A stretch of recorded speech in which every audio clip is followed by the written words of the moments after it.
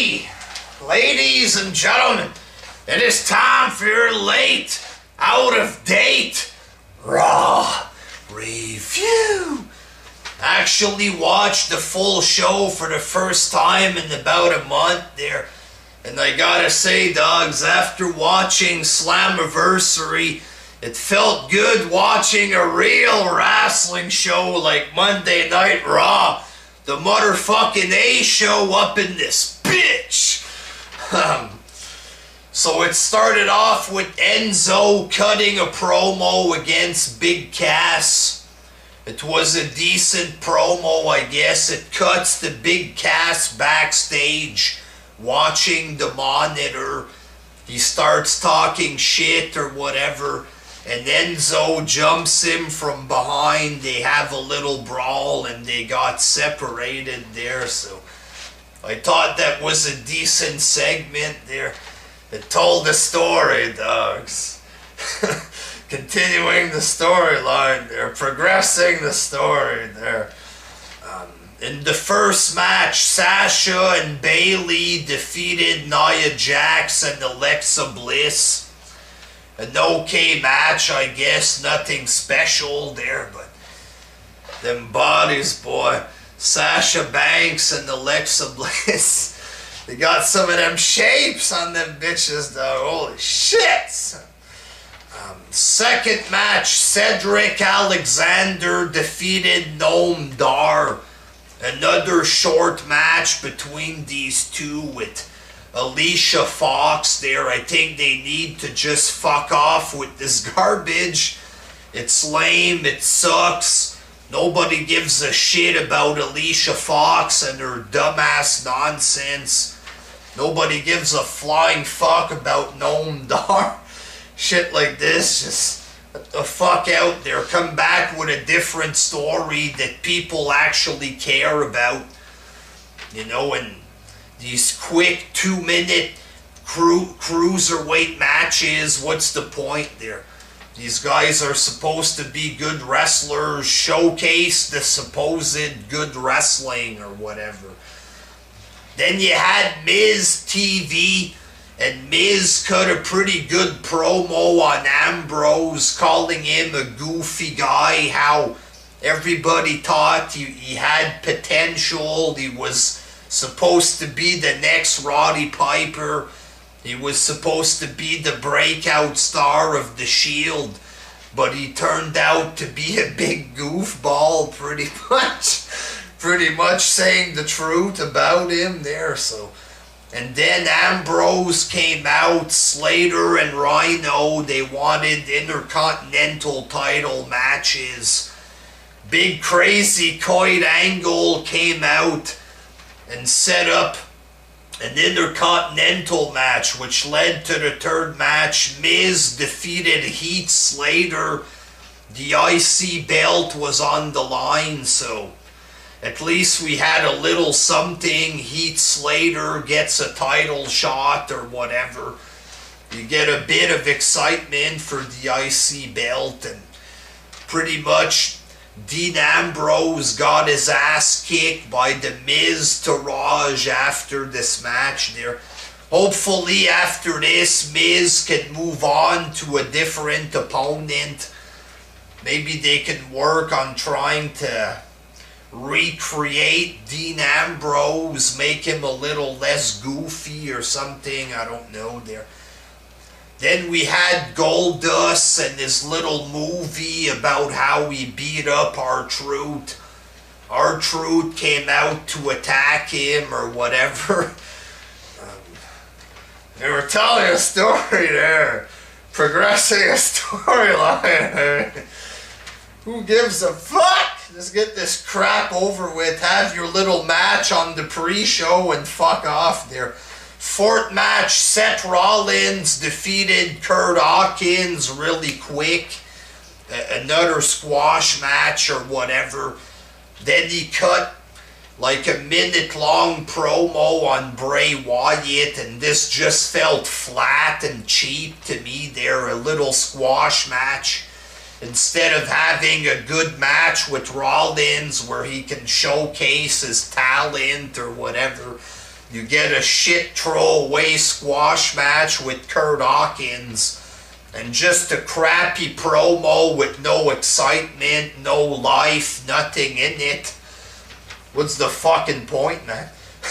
Even the company themselves, they know that this feud sucks, so they don't put any effort in it. Bray Wyatt was walking in the desert or something, talking for nothing there. Cool story, bro. Just move the fuck on, have this one match and get it over with, because nobody gives a fuck. And then you had an interview with Joe and Brock Lesnar. They had like a split screen thing going on. And eventually Joe got pissed off. He takes off his mic. I'm coming to get you, Brock! Come on! Then he starts walking in the back. Brock! Brock!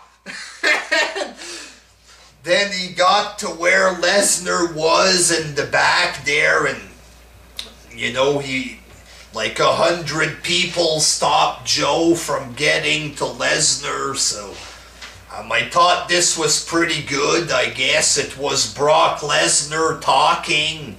It wasn't Heyman, it was Brock talking, which made it good. It made it exciting.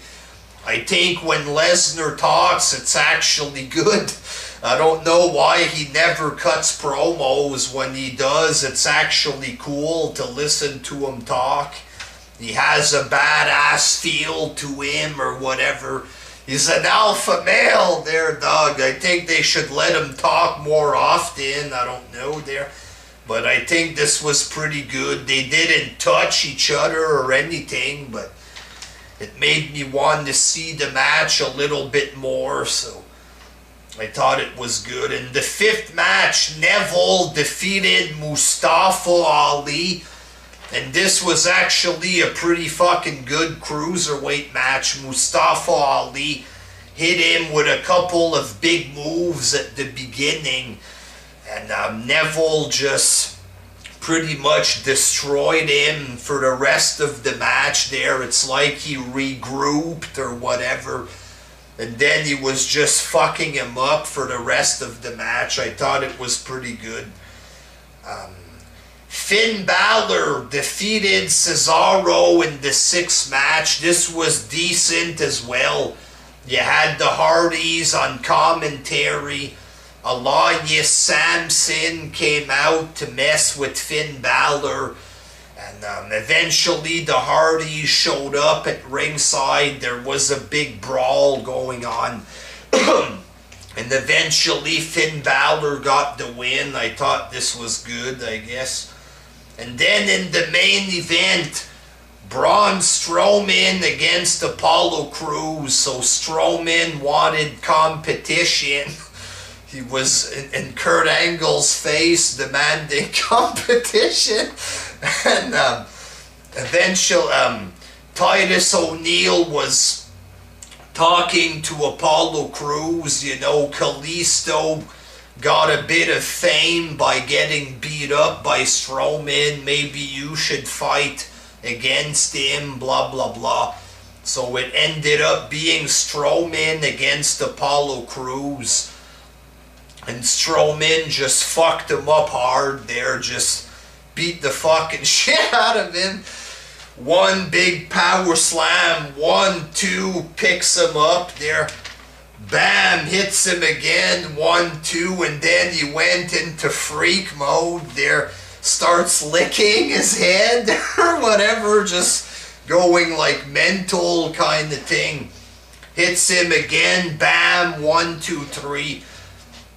Titus O'Neil comes in to save his buddy, which was a bit cool, I guess, but Braun Strowman was way too strong and just beat him up or whatever.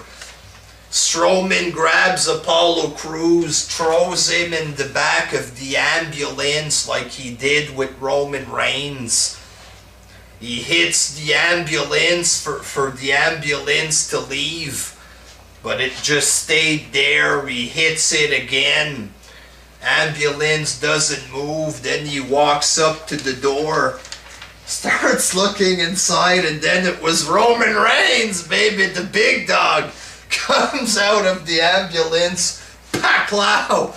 Roman Reigns does have a good wrestling punch, you know what I mean? It's a very good punch or whatever, just pow, and then they start brawling or whatever. Strowman throws him up on top of the stage, kind of like they did last week, but this time it was Reigns who got, you know, he nails him with a big spear off of the stage through a table, and I thought that was pretty fucking good. I thought it was a strong ending, you know. It made me interested in this ambulance match. Say what you want about Roman Reigns, there's lots of shit you can say, but I thought this was a pretty strong segment, a pretty good way to finish the show and to hype up Great Balls of Fire. I know it's a goofy name, but on paper, I think this is going to be a fucking good pay-per-view. In reality, there, Brock Lesnar, the ambulance match, you have a 30-minute Iron Man with the Hardys, a couple of good matches on this card. I'm starting to think it might be a good pay-per-view, but time will tell, dog. I thought overall this was a pretty good show there. John Cena tonight for the 4th of July episode, so that should be interesting. I'll be watching SmackDown tonight there. And if shit gets boring, I'll go back to Clip City there. But I enjoyed watching Raw last night, so yeah. Happy 4th of July to my American friends there. Go outside and party, dog. Get drunk, son. Have sex with women, dog. Not with Sasha Banks, because she belongs to me, son. Sasha Banks, that's my girl, dog. Until next time, peace.